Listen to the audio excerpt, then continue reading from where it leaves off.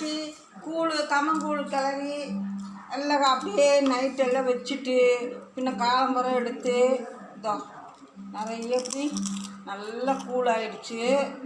இது வந்து இப்படி கலக்கி விட்டு அப்புறமா நம்ம எடுத்து இந்த கோசியில் போட்டுக்கிறோம்.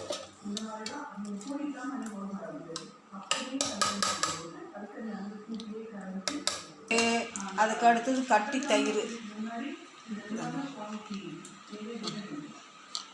தயிர் எடுத்து இப்படி போடுறோம். அப்புறம் அதுக்கு பிறகு கொஞ்சம் உப்பு போடுறோம்.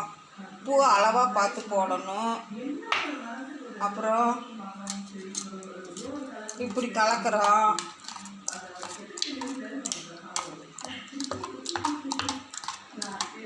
நல்லா இந்த வெயில் பயங்கரமான வெயிலாக இருக்குது.